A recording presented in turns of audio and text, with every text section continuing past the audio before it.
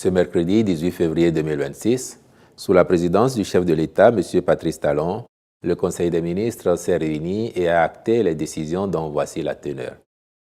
Au chapitre des mesures normatives, en point 1, transmission à l'Assemblée nationale pour autorisation de ratification de l'accord instituant la Facilité africaine de soutien juridique. Cette entité a été créée au lendemain des crises de la dette survenues au cours des années 1980-1990. Celles-ci ont mis en évidence les faiblesses juridiques et techniques des États africains dans la résolution des litiges commerciaux ruineux avec les créanciers privés. D'une part, elle opère comme une organisation internationale qui fournit des conseils juridiques et une assistance technique aux pays africains dans le cadre de la négociation de transactions commerciales complexes, de litiges avec les créanciers et du renforcement des capacités des gouvernements africains. D'autre part, elle développe et propose des ressources et publications connexes axées sur le savoir avec pour objectif de promouvoir des accords équitables, bancables et durables qui apportent de la valeur ajoutée tout en protégeant leurs droits souverains. En y adhérant, le Bénin aura l'opportunité de participer à sa gouvernance, de bénéficier de l'accès préférentiel aux services et aux bases de données de connaissance de l'institution, puis de recourir à ses panels spécialisés. Les ministres chargés de l'économie et des finances, puis de la justice, veilleront au bon aboutissement de la procédure législative y relative.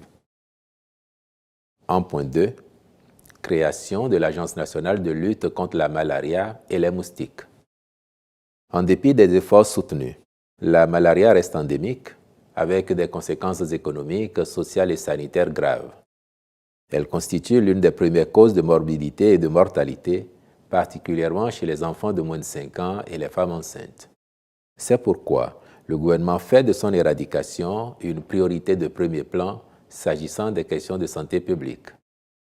Pour favoriser une plus grande efficacité de son action, notre pays se dote d'un instrument spécialisé, souple, autonome et réactif, chargé de conduire une lutte coordonnée, innovante et intégrée contre la malaria et les moustiques.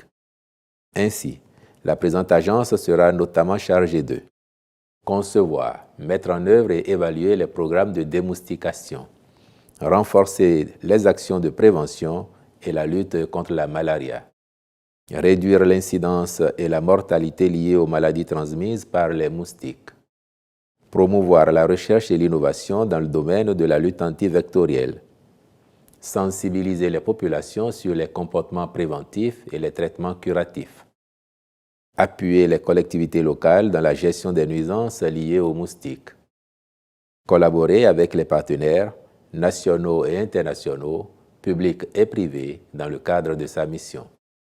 Pour ce faire, le Conseil en a approuvé les statuts et instruit les ministres concernés de veiller à son opérationnalisation diligente. Ont été par ailleurs adoptés au titre de ces mesures les décrets portant modification de l'article 10 des statuts du Bureau béninois du droit d'auteur et des droits voisins, BUBEDRA, déclassement d'une portion du domaine public maritime dans le cadre de l'aménagement de la route des pêches, ainsi que le décret fixant les conditions de circulation des véhicules de transport et de préservation du patrimoine routier national en République du Bénin. Au chapitre des communications, en point 1, mission de contrôle technique et de réalisation de l'étude d'impact environnemental et social du projet de construction du resort urbain et balnéaire de Avlo à Grand Popo. Il s'agit d'un projet destiné à promouvoir une offre balnéaire haut de gamme, développée dans une approche résolument orientée vers l'écotourisme. Pour garantir la qualité et la durabilité des ouvrages, ainsi que la préservation de l'écosystème côtier, il convient, en plus des études architecturales et techniques en cours, de réaliser une étude d'impact environnemental et social aux fins de garantir la bonne conduite du chantier en conformité avec les normes requises. En point 2. Mission de contrôle technique dans le cadre de la construction de bureaux au profit des services de la Direction générale des impôts. La réalisation de ces infrastructures ayant été déjà autorisée par le Conseil des ministres, le recours à un bureau de contrôle technique dès la phase d'avant-projet détaillé permettra notamment de s'assurer du respect des conditions de construction et de sécurité des personnes dans les bâtiments recevant du public. Le cahier des charges du cabinet intègre principalement l'audit préalable et la solidité du bâtiment à achever et les préconisations à prendre avant le démarrage des travaux, dont la sécurité des personnes, le fonctionnement des dispositifs techniques, la vérification des installations électriques avant mise sous tension, l'accessibilité des constructions pour les personnes à mobilité réduite. Le Conseil a marqué son accord pour la formalisation diligente du marché avec le cabinet retenu. En point 3, organisation des intérims des ministres élus députés. Faisant suite à leur élection comme députés au titre de la 10e législature, les ministres de l'enseignement supérieur et de la recherche scientifique, puis du tourisme, de la culture et des arts, ont exprimé au chef de l'État leur volonté de siéger à l'Assemblée nationale en se conformant ainsi aux prescriptions légales. Le président de la République en a pris acte et désigné les intérimaires ainsi qu'il suit. Le ministre de la Santé assurera l'intérim du ministre de l'Enseignement supérieur et de la Recherche scientifique. Le ministre de l'Industrie et du Commerce sera chargé du portefeuille du tourisme, de la culture et des arts.